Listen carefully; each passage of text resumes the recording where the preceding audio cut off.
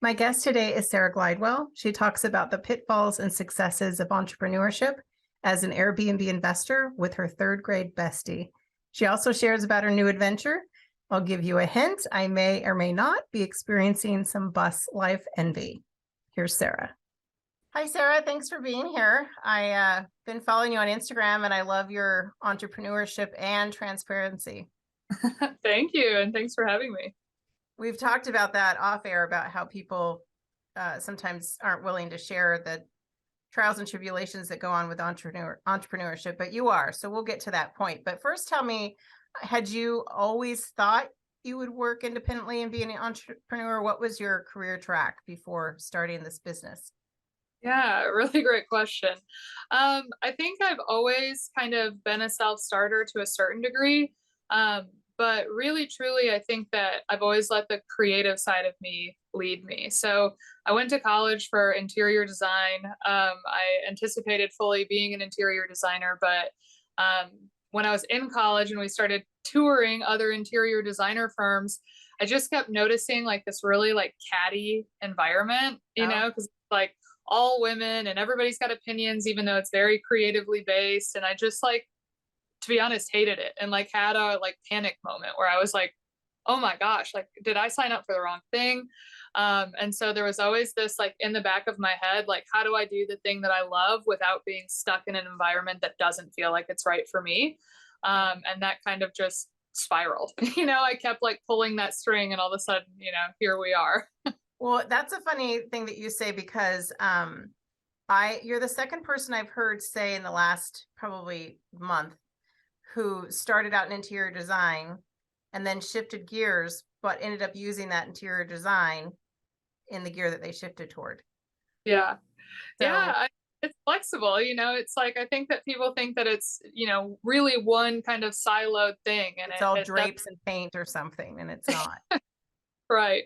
So It I'm helps, thankful, but it's not. but I'm glad that I shifted. So did you shift in college or did you get through college and then figure that out? Yeah. So I graduated college and in Michigan. So I graduated college in Michigan, and in Michigan, the average salary for an interior designer was $38,000 a year. And I had 20 grand in student loan debt. And, my parents were really big on talking about finances all the time as a kid. And so all I did was I knew I hated snow and I knew I hated debt. And so I was like, what Southern state pays the most for an interior designer? And it was Texas. And so I packed all my things up, and me and my best friend Emily moved to Texas. And I, had a goal to not work in an interior design company. Like I wanted something that had a better mix. So I started working for an architecture firm called Rogue Architects in downtown Fort Worth. And I loved that job. I worked for them for 4 years, and all of a sudden kind of got introduced to Airbnb and started pulling that string. And eventually that's what retired me from the architecture world. So when you start, so with Airbnb, you and your best friend, let's talk about that. You both decided to go into business together, which is a risky proposition. It doesn't always work out well, but tell us about that decision making and what made you decide to take the leap with her. Yeah, it was honestly a panic pivot is how we ended up in business together. I had opened up one Airbnb, a little one bed, one bath in an apartment complex in Fort Worth in 2019, right in Q4 of 2019. And it was just killing it. Like it was booked all the time. We had great clientele. We were making great money. I was making almost as much as I was at the architecture firm on this one unit. And so I was like, say less. Like, I see that this works. I'm, going to go for it. And Now, so did you have to do renovation and things to that particular? You just no, it was just an apartment complex. So I just moved in furniture and that was it. It was like took me a week to set up, kind of wash my hands of it, let it run. And I was like, wow, this is so easy. Now looking back, I laugh at that. But and so I, found other apartment complexes that were going to let me do it. I had, worked really hard at saving up 20 grand from my, $45,000 a year job to put more money into these Airbnbs. And from, in January and February, I set up 3 more Airbnbs. and I made them live March 8th of 2020 in downtown Dallas. And all of us obviously know what happened in March of 2020. And so I went from expecting to make really great money to having 5 rents to pay for, and no one was traveling in the city. Like, it was just screeching halt. And so I was panicked. And at the time, Emily had just graduated from college and she was looking for a job. And because of the pandemic, no one was hiring either. And so both of us kind of stuck our heads together. And I was like, how am I going to pay rent for these 5 units without collapsing them, without getting evicted? And Emily was like, how am I going to start paying off my student loan debt? Like, we both were kind of sitting there like, what are we going to do? And so I had been talking to several other investors, trying to lean on them to see what they were doing and how they were pivoting. And a lot of other investors had saved up capital and were ready to invest when COVID happened, when prices dropped. And so both Emily and I, we were like, well, we could start designing for these investors that were ready. We could kind of pivot and just see if that, gets any traction. And it exploded. It was like all of these investors were ready to invest in more properties. And even though I wasn't, they had the capital to do so. And so we plugged ourselves in there, and Emily just immediately jumped on board, and neither of us really knew how long it was going to last, but here we are still kicking it. So, excuse me. So you had the other Airbnbs still that you invested in starting for March of 2020, but you pivoted working for this other firm. Did you keep the Airbnbs, even though they were probably empty? Yeah. We were able to barely make rent by, finding travel nurses or kind of shifting it into like more of a midterm rental stay. But for 12 months, I made $0 on those units. Like, I wasn't in the red, but I wasn't in the green on making money on those properties. So I basically just put a plug in it for a year and started designing instead.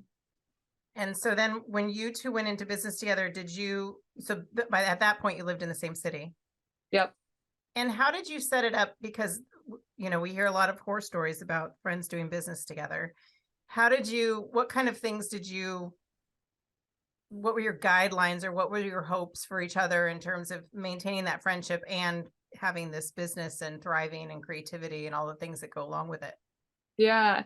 I think the unique thing with Emily and I is that, we've been best friends since 3rd grade, and we have seen each other in all seasons of life, in all phases. And we've had to be teammates our entire lives. We played sports together. We lived together in college. We've always been kind of joined at the hip. And so for us, we just know each other so intimately that we can, without having to even speak to each other, we really can understand where we're at mentally, what our intention is. And I've never met anyone more pure as a human than Emily. And so for me, it's like, the loyalty and the trust and the prioritizing my mental health, prioritizing her mental health has always kind of been at the top of our totem pole. And we just, we don't have a very like greedy, full of ego friendship. So, we've had partnerships with us two and other people in the past 3 years that have seen all of those like, tension points that you hear all the time with partnerships. And for Emily and I, it really was a natural fit. Like, we knew we worked well together. We knew we could trust each other. We knew that both of us were creative. And so that's a question we get a lot. But other than, being able to say that we just came into it knowing we were good teammates, that's really been our secret sauce. That's perfect. Well, let's take a break, and I want to talk more specifically about the renovation side of what you're doing, because bringing furniture into an apartment is very different how you started compared to what you're doing now. So we'll take a break. We'll be back in just a moment.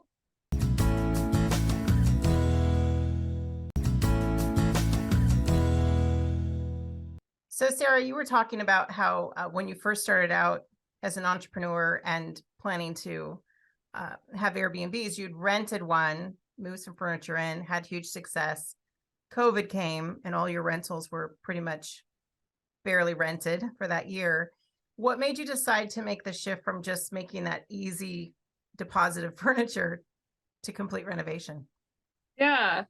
Our goal from the very beginning had always been to purchase property. We, really dove into all the benefits of owning real estate, both on the tax side and on the equity side and on the control side from a designer's point of view. And so our goal with the apartments was to save up enough money for a down payment on a house. And after COVID kind of lifted and we were able to just keep them neutral for a year, we spent about 6 months once it was making money, just saving 100% money. And so after we saved that money up, we were like, okay, it's time to purchase a house. Where do we want to purchase a house? Because, sky's the limit. And And so how much excuse me, how much do you think it helped that you already had done it with rentals to know what to do next, right? Because flipping the property or getting the property ready to be rented, you can run into all kinds of delays and you're relying on other people besides yourselves. So how did you manage that part of it? Yeah, I thought it was going to be kind of apples to apples. And again, that was not. I would think not. so naive. It was so naive. And timeline is such a big portion Right. of this, right? Like every day it's not on the market, we're not making money. And Exactly. so it really is a relationship game. I mean, for me, it's been really being particular about who we choose to work with and why we choose to work with them. And that was a huge learning curve for me. Like on the front end, building the relationship with your GC and with your electrician and with whoever else is working on this project with you. If you don't get a good feeling from them at the beginning, that's going to be 10 times worse all the way through until the end. And so And did bringing you an have entire any experience in renovation? Any? Not really. Like my dad was a building trades instructor, and so I, had a little bit of experience with it, but I mean, so small of experience in comparison to what I feel like I probably needed running into it. So right away, so which do you prefer? Obviously, there's more planning and more work that goes into owning the property. I'd imagine there's pros and cons to both, but which do you prefer? Definitely ownership. I think, a big portion of it for me is a lifestyle play where I want to have control over the entire project. Like the creative side has always been my driver. So when I own a property, I get to change anything I want to. I really get to have my hands in it on all Right. aspects of it. So even though it's a heavier lift, I get more personal joy out of it. What's the biggest renovation you've done? Like which property had the biggest transformation from beginning to end? The one that we just finished, actually, I've got an electrician in there now, so it just became live, but it's a 4,000 square foot, 16 person, massive Airbnb in Cadillac, Michigan. We call it Orange Cadillac because the outside of the house is bright orange, but that house needed heavy renovations.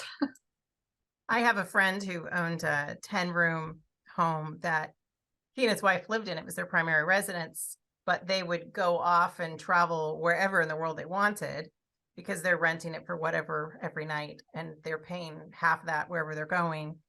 And the first rule he learned quickly. They came home before the cleaners and his wife was not happy. So from then on, they didn't step foot in the house till everything was clean and there was no proof or trace of anyone having been there. You probably have seen your share of stuff.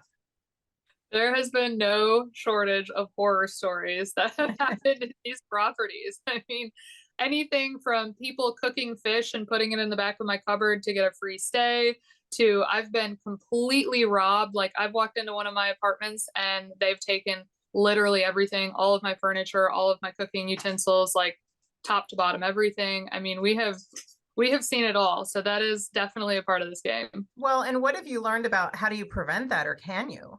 Yeah, there's definitely measures that you can take to prevent it. I mean, definitely having the right insurance, making sure that you've got the right security systems like Ring doorbells on the outside of the house. And You could you see can them put, taking furniture in and out yeah, just if they things were that I didn't stealing. know. Yeah, that I didn't know I needed at the beginning that really cost me a lot of money in the end. So now we've got a much tighter ship, but we've dealt with it. Well, when I did a tour last year, and when I did, I stayed this time in Airbnbs instead of campers. And I really found that I like to stay at the Airbnbs where people are the most picky and have the most rules because I'm a rule follower. So put me in a place where you're going to follow the rules and what you say is true, and then I'll come and be truthful as well. Yeah. Yeah, I totally agree. Some people will hesitate to add rules because I think they're gonna like turn off the guests, and they're not gonna like it. And I couldn't disagree more. I'm like, I want a high expectation for my guests coming into these properties that we spend, six figures on. Well, it's when I would just tell this quick story, but when I was staying in an Airbnb, I won't say where, but it's an area where literally the street we were on was probably the only street that wasn't a beautiful space, but you couldn't know that. You don't know when you're Right. so, and then the reviews are suggestive because it all depends on what that person's standards are, right? Right. So this one particular Airbnb, if if I had a picture, I'm not going to show the picture because I don't want to get in trouble in case anyone has seen this Airbnb, but the door was like not even neatly cut, but just kind of like hammered out to make room for the bathroom door to open and not hit the toilet. Oh, no. And the door with the hole faced the kitchen. And that Oh, was just one of the things. And ended up getting a full refund in the whole thing, but it wasn't pretty. It wasn't a great situation. We were on a really tight schedule, 2 to 3 days in each city. We did not have time to be moving in and moving out. But and that place had 4.8-star reviews with a super host, and she said they've never had a complaint before. And I thought that was the craziest thing I'd ever heard. So that's my biggest Airbnb story I have, is the hole in the door so the toilet doesn't yeah. bump the door. Oh Oh, my yeah. goodness. There's no shortage of nightmares in the Airbnb game, both from the guest perspective and the host Right. perspective. Like it's still the wild, wild west out here. Well, if you got a hole in the door to be able to open the bathroom door, that was just the beginning of what we discovered in that house. But okay, I let's believe. take a quick break. And I want to talk about your new home and form of transportation that I didn't even know until we started chatting before this interview. So now I have big time envy and FOMO. We'll be back in just a moment. We're talking with Sarah Glidewell.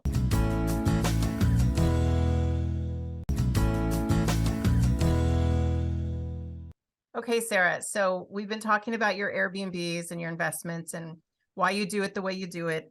But what I really want to talk about now is that school bus, that converted school bus. I love van life and school bus stuff. I follow people on Instagram who do it. I have all kinds of envy about it. It's something I'll eventually do in some form, even if I just rent a van for a summer. But tell me about that bus and how it happened. Yes. I mean, really, it was my husband's push. We've always said if we reach a breaking point at any point in our relationship, that we're just going to kind of pack up and take off for a minute. And we bought a van a few years ago and did that, took off for 4 months. And it really was the best 4 months in our marriage, highlight in our life. And so he found this already converted school bus, so we didn't have to do any work to it. And we were already going down to Dallas where it was located for a wedding. And so he really was pushing for it. And we just were at max capacity with 2 properties. And I had a really close friend die and just a lot of chaos in our lives in Q4 of last year. And so he convinced me to buy this school bus. We fully intend on putting it on Airbnb maybe this summer, but for the next few months, we're definitely going to use it as a liability instead of an asset. When you do put it on Airbnb, send me a text. Let me Yes. know where you decide to park it. If you wanted to park it in Washington, that would be okay too. I think it's so much fun, and I met so many people. I've been on the road a couple of different times now, and when I was camping, I'd stayed in the teardrop campers that were provided for me. I met so many interesting people, and a lot of young single people like yourselves, or people with young children before they were school age, or people with young children who were homeschooling their kids. I've interviewed one family whose son is about 7 and he's the youngest of 3, and he's never not lived in their RV. He's It's never amazing. not known that life. And their education is on the road and what they see and what they do. And plus, they do the traditional schooling from the bus or from the RV as well. Do you feel like where do you find, like you say, that you guys need to kind of re-engage with each other and set that priority? Who would have thought that would become such a thing these days. And where do you think that stems from? The same sort of thing that you're talking about? Yeah, I think so. I mean, I think people, when they romanticize being on the road, they really think about all the things that they're going to see, right? You get to see so much, and you get to see things that people don't typically get to see because you're doing it all by driving. And although that portion is true, it's turned into, for me and for so many people that we've met along the way, a form of like therapy, or like a form of connection. And you're so right. It's like everyone who you meet on the road who's living a similar lifestyle immediately feels like your family. But also, just being on the road, it requires you and whoever you're doing it with to really work as a team, because you're in this really tight space. You have to think on your feet. You have so many more decisions of like how to function throughout the day than somebody does that has a routine in their Right. house. Right. And so it definitely is, it's a lifestyle shift. It's part of why when I did the third tour, I chose to stay in Airbnbs instead of the trailer, because there was just already so much work and so much planning and logistics, being in a different city every 2 days, that what I needed to do was just throw my bag down, have good Wi-Fi. Airbnbs are known for comfortable beds and good showers, so that became important to me on the road. But also taking the time. When I was a kid and we'd go on road trips, it was just get to where we're going. We didn't really stop and see much. And I tend to be that way on a road trip. But when you're in the camper and you get to slow down and stop and build a fire, and people are walking by and they're saying hello, and then you get to know them as well. Some of the best stories I found were the people 1 or 2 doors down from me, while I was in a city that was booked for another story, because everybody seems to have their own story. Well, everybody does wherever you go, but you're outside and you're interacting. You're not in closed doors. Right, right. And it's so popular. I mean, you're seeing so many people kind of shift to this alternative lifestyle, and I am such a proponent for it. It just healed so much of like the anxiety, the stress, the chaos, the connection that you have to your phone and your work and everything else. It gives you a different perspective for a moment. And so we've immediately resorted back to that after this really stressful Q4 that we went to. We're like, we need to be on the road again. So here we are. So you're on the road. Well, I love your story. And I love, like I said at the beginning, your transparency and showing, the pitfalls and the difficulties that you go through. Do you have plans? Where do you plan to go? Where's the first place you're going to go in the bus? I know you're at your in-laws right now, but where are you going next? We leave today to go to New Orleans. So we will be in Bola this afternoon, and I've never been, so I'm so excited. Well, if you stick around till March, or is it March when Mardi Gras is? You'll probably be, yeah. Oh my goodness. I've only been to a Galveston, Texas Mardi Gras, and that smaller version was quite a lot, but good times. Well, travel safely and enjoy the ride, and I'll be following you and seeing what you're up to, and we'll have you back sometime and you can update us on life on the bus. Yes, thank you so much for having me today. This was great. Thank you, Sarah.